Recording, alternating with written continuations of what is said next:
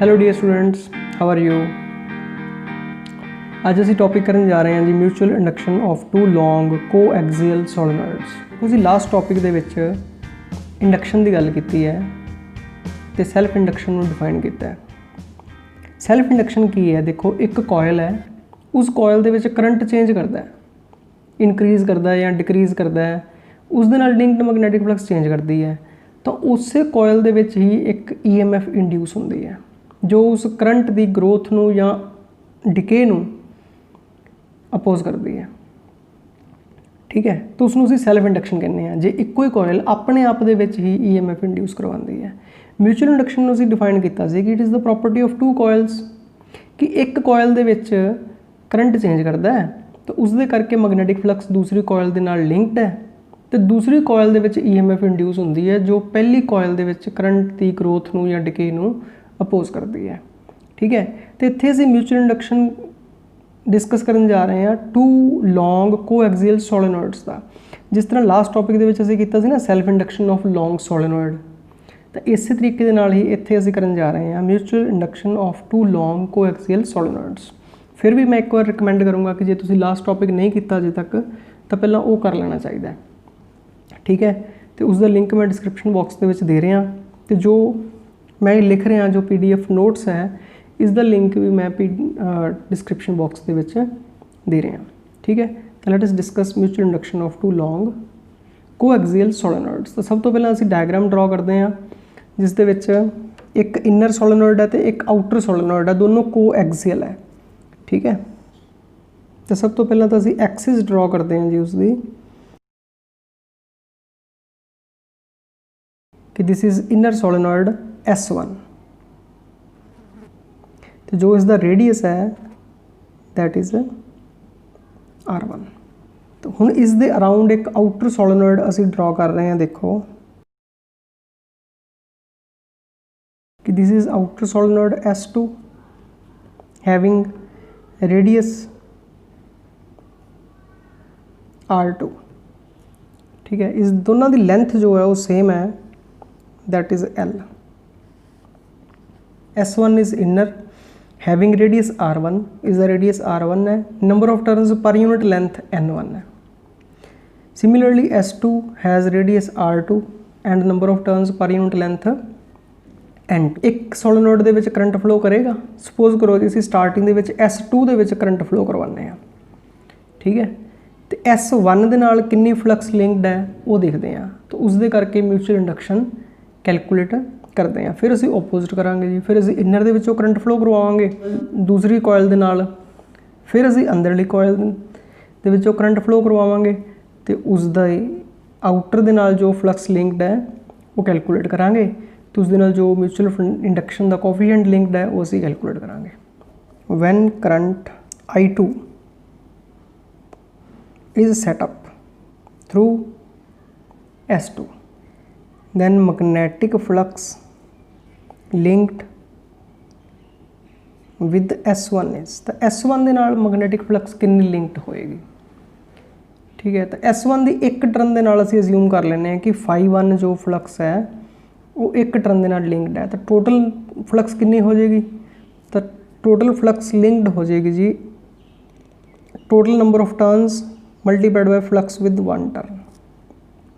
ਠੀਕ ਹੈ, ਤਾਂ ਬਾਹਰਲੀ ਕੋਇਲ ਦੇ ਵਿੱਚੋਂ ਕਰੰਟ ਫਲੋ ਕਰ ਰਿਹਾ, ਉਹਦੇ ਕਰਕੇ ਜੋ ਅੰਦਰਲੀ ਕੋਇਲ ਹੈ ਉਹਦੇ ਨਾਲ ਕਿੰਨੀ ਫਲਕਸ ਲਿੰਕਡ ਹੋਏਗੀ, ਕਿਉਂਕਿ ਜੇ ਬਾਹਰਲੀ ਕੋਇਲ 'ਚੋਂ ਕਰੰਟ ਫਲੋ ਕਰ ਰਿਹਾ ਤਾਂ ਜੋ ਮੈਗਨੈਟਿਕ ਫੀਲਡ ਉਹਦੇ ਵਿੱਚ ਸੈਟਅਪ ਹੋਏਗਾ ਅੰਦਰਲੀ ਨਾਲ ਦੇ ਨਾਲ ਤਾਂ ਆਟੋਮੈਟਿਕਲੀ ਲਿੰਕਡ ਹੈ। ਇਸ ਦਾ ਮਤਲਬ ਹੈ ਕਿ ਅੰਦਰਲੀ ਦੇ ਵਿੱਚ ਤਾਂ ਮੈਗਨੈਟਿਕ ਲਾਈਨਸ ਆਫ ਫੋਰਸ ਪਾਸ ਕਰਨਗੀਆਂ ਹੀ ਕਰਨਗੀਆਂ, ਸੇਮ ਲਾਈਨਸ।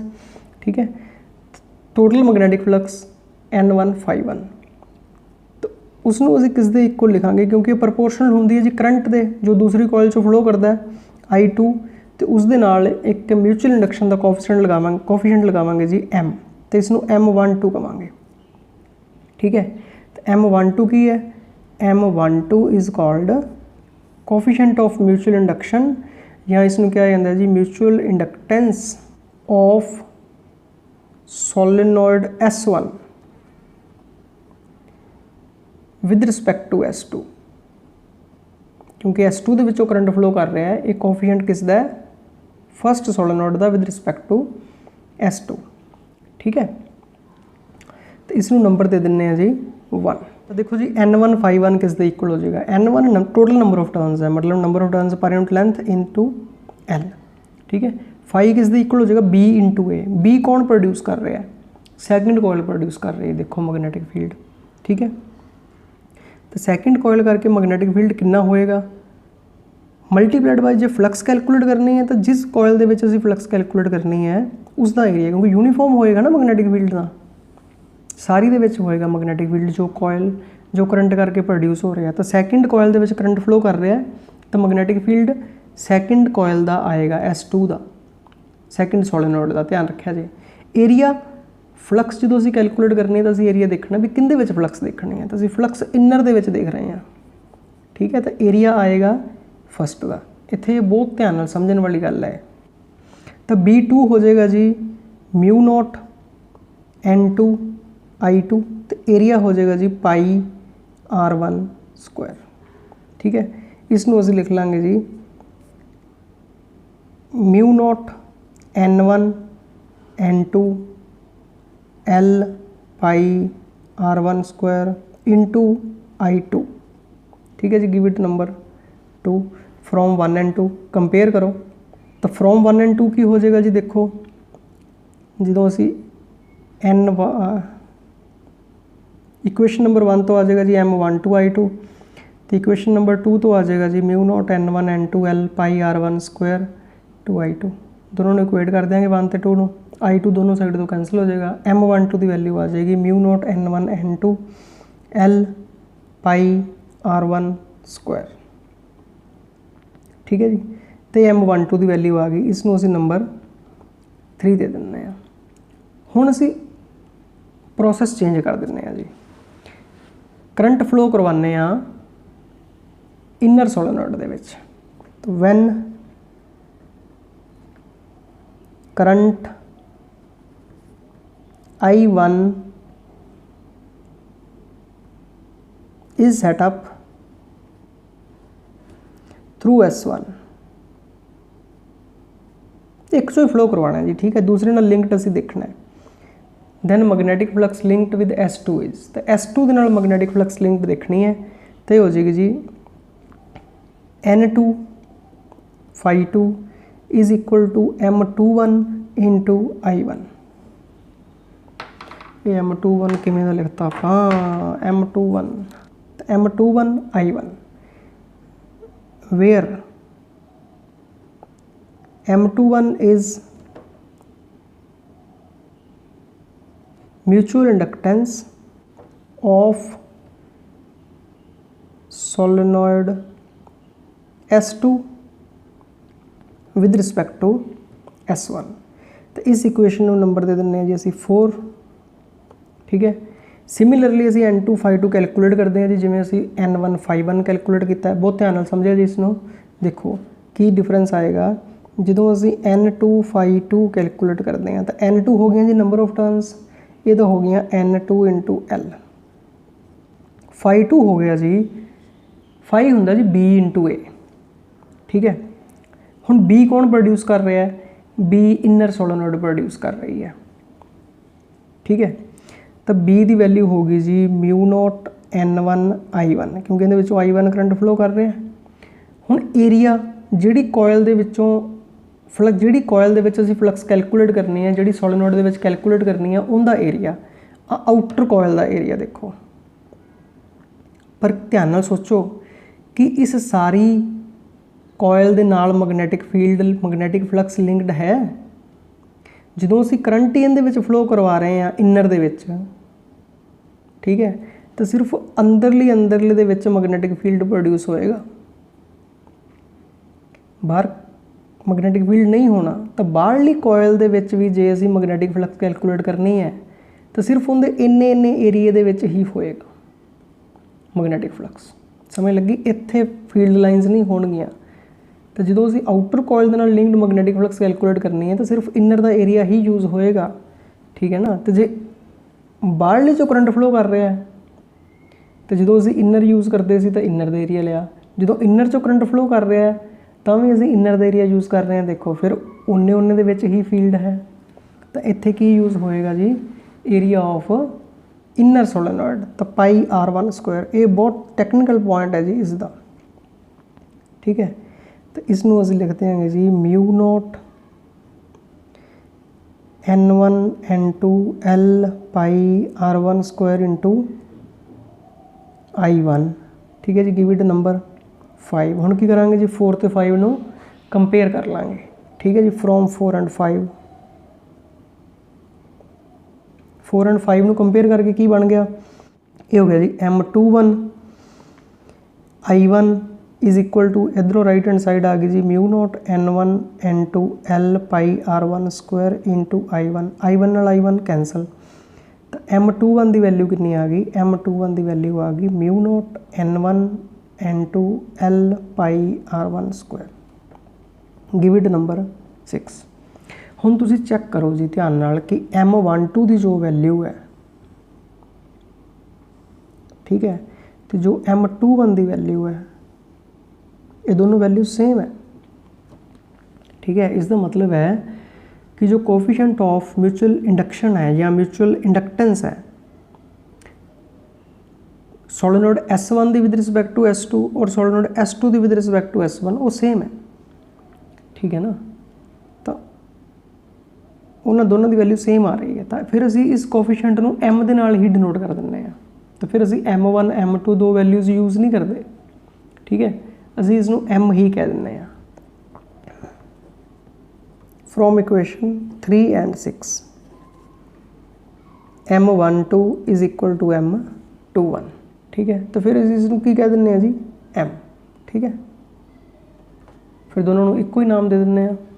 तो फिर M किस दे इक्वल हो गया जी, तो M हो गया जी mu naught N1 N2 L pi R1 square, ठीक है जी। ये असी जो केस अज्यूम कर रहे हैं कि दोनों की लेंथ सेम है, ठीक है। एरिया डिफरेंट है, बट एरिया किंदा यूज़ होएगा M दे विच इनर सोलेनॉइड का, ये तुसीं याद रखना है। क्योंकि जो अंदरली दे विचों करंट फ्लो करेगा तो सारी कोयल दे नाल बाहरली दे नाल फ्लक्स लिंक्ड नहीं होएगी, ठीक है। तो जो अंदरली चो बाहरली जो करंट फ्लो करेगा तो अंदरली सारी दे नाल फ्लक्स लिंक्ड होएगी, ठीक है। तो ये है जी coefficient of mutual induction which is very very important topic for our syllabus. ये फाइंड कर लिया जी किस चीज़ से डिपेंड कर रहा है, कोफिशिएंट नंबर ऑफ टर्न्स से डिपेंड कर रहा है, लेंथ से डिपेंड कर रहा है, एरिया से डिपेंड कर रहा है। बट दो कोयल का जो म्यूचुअल इंडक्शन है वो उन्होंने विच सैपरेशन से भी डिपेंड करती है, ठीक है। भी वो किस तरीके दे नाल रिलेटिव ओरीएंटेशन से भी डिपेंड करती है, भी जिवें असीं इस केस दे विच एक दूजे के उपर बाउंड कीतियां सोलेनॉइड्स, ठीक है ना। तो ये भी डिपेंड करता है कि हो सकता तुसीं दो कोयल्स साइड बाय साइड रख लो, एक कोयल इत्थे पई है जी दूजी कोयल इत्थे पई है, या एक कोयल इत्थे पई है जी दूजी कोयल इदां पई है जी परपेंडिकुलरली। तो इस चीज़ से भी डिपेंड करती है जी म्यूचुअल इंडक्शन कि दोनों कोयल्स नूं असीं किस तरीके नाल प्लेस किया है, एक दूजे के उपर बाउंड है, साइड बाय साइड प्लेसड है, या साइड बाय साइड प्लेसड है परपेंडिकुलर डायरैक्शन दे विच। तो ओरीएंटेशन से भी डिपेंड करती है, ठीक है। तो ये बेस्ट सीन है जिंदे विच मतलब मैक्सीमम मैग्नैटिक फ्लक्स एक कोयल की दूसरे दे नाल लिंक्ड होएगी, ठीक है। चलो एक न्यूमेरिकल करते हैं जिस पर बेस्ड बहुत इंपॉर्टेंट है, वो भी देखो। तो देखो जी ये न्यूमेरिकल प्रॉब्लम सानू दित्ती है जी कि two concentric circular coils, one of small radius R1 and other of large radius R2, कि इस तरह की सिचुएशन है कि ये इनर कोयल है, ये आउटर कोयल है, ठीक है। जो इनर द रेडियस है वो बहुत स्मॉल है as compared to outer, are placed coaxially, कि इस तरीके नाल प्लेसड है विद सेंटर्स कोइंसाइडिंग, सेंटर दोनों का सेम प्लेस ते है जी O point, obtain the mutual induction of the arrangement. तो इनू असीं कैलकुलेट करने लई की करते हैं जी, उस तरीके नाल पहला आउटर दे विचों करंट फ्लो करवा लैंदे हैं जी I2, ठीक है। तो उहदे नाल इनर कोयल दे नाल फ्लक्स लिंक्ड असीं देखते हैं, ये तो सानू पता ही है ना। हुण असीं एक कैलकुलेट कर लांगे, दूसरा तो सेम ही होएगा, ठीक है ना। तो दोनों कैलकुलेट नहीं करांगे क्योंकि असीं प्रॉब्लम सॉल्व करनी है, तो ईजीली सॉल्व हो जाएगी। जो बाहरली दे विचों देखो करंट फ्लो करेगा तो अंदरली कोयल दे नाल फ्लक्स लिंक्ड कितनी होएगी, ठीक है। तो let I2 is current through outer circular coil, ठीक है। सो फ्लक्स लिंक्ड विद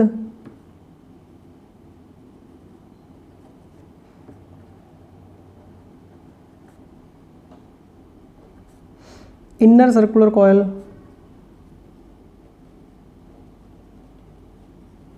ये होएगी जी फाई 1, क्योंकि एक ही डरना इत्थे, ठीक है ना। तो फ्लक्स होएगी जी जो आउटर कॉयल ने मैग्नेटिक फील्ड प्रोड्यूस किया B2 तो जो इनर कॉयल का एरिया है A1, क्योंकि जो बाहरली कॉयल मैग्नेटिक फील्ड प्रोड्यूस करेगी तो अंदरले सारे दे विच तो हैगा ही हैगा ना, जिवें आपां पहलां कीता सी, ठीक है। हुण सर्कुलर कॉयल का मैग्नेटिक फील्ड हुंदा कितना है, ये असीं last topic they which article कीता सी, ये हुंदा जी μ0/4π 2πi2 ओवर R2, ठीक है जी। तो एरिया जो असीं लै रहे हैं वो किहड़ी कॉयल का लै रहे हैं, इनर का, तो मल्टीप्लाइड बाय πr1², जो कैंसल होंदा जी कैंसल कर दिओ, ठीक है। पाई नाल पाई कैंसल होंदा जी, तो 2, ठीक है। बाकी साडे कोल की बचिया, तो बाकी रह गया जी μ0πr1² over 2r2 into I2, ठीक है। आल्सो सानू पता है जी कि फ्लक्स जी करंट के प्रपोर्शनल होंगी है, जो इनकी फ्लक्स है वो इस करंट के प्रपोर्शनल होएगी, तो phi 1 is proportional to I2, नाल की लग जाएगा जी कोफिशिएंट ऑफ म्यूचुअल इंडक्शन, तो फाई 1 की हो जाएगा M12 into I2, where M12 is self inductance of inner coil with respect to outer coil.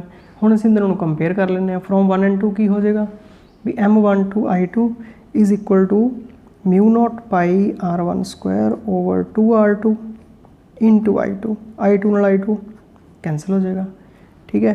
तो M12 फिर किस दे इक्वल हो जाएगा, M12 इक्वल हो जाएगा जी μ0πr1² ओवर 2r2, ठीक है जी। फिर ये असीं फाइंड कर लिया, तो सिमिलरली सानू पता है जी कि आल्सो M12 किस दे इक्वल हुंदा है, M21 is equal to μ0πr1² over 2r2, तो ये साडा आंसर आ जाएगा जी। क्लीयर है, क्योंकि M12 तो M21 तो इक्वल होंगे हैं, ये असीं पहलां प्रूव कर चुके हैं। हुण इत्थे एक होर चीज़ दी है जी, इसका की मतलब है कि R1 is less than R2, क्योंकि ये सोलेनोइड नहीं है। देखो सोलेनोइड के अंदर मैग्नेटिक फील्ड यूनीफॉर्म होता है, जो सर्कुलर कॉयल का मैग्नेटिक फील्ड है ना एक सिंगल कॉयल का, वो सारे एरिया दे विच सेम नहीं होंदा। इस करके सानूं दिता है कि R1 is less than R2, कि जो असी इनर एरिया अज्यूम कर रहे हैं विद रिस्पैक्ट टू आउटर, वैसे जो असी शो किया है उसके मुकाबले भी R1 बहुत छोटा शो करना चाहिए सी, ठीक है, ताकि असी इनर कॉयल के अंदर जो मैग्नेटिक फील्ड है वो यूनीफॉर्म लै सकीए। तो ये सिचुएशन इसलिए दी होएगी कि तुम सोच रहे हो कि R1 लैस दैन R2 असी कदे यूज़ ही नहीं किया। तो इसका यूज़ ये है कि जदों आउटर दे विचों करंट फ्लो किया तो जो इनर दे नाल लिंक्ड मैग्नेटिक फील्ड है that is assume to be uniform, ठीक है। तां ही असीं उस दे नाल लिंक्ड फ्लक्स कैलकुलेट कर सकते हैं ना, जो मैग्नेटिक फील्ड नूं यूनीफॉर्म मन्नांगे तो। क्लीयर। तो आई होप कि तुहानूं ये टॉपिक जिहड़ा है वो समझ लग गया होएगा। So all the best, have a nice day.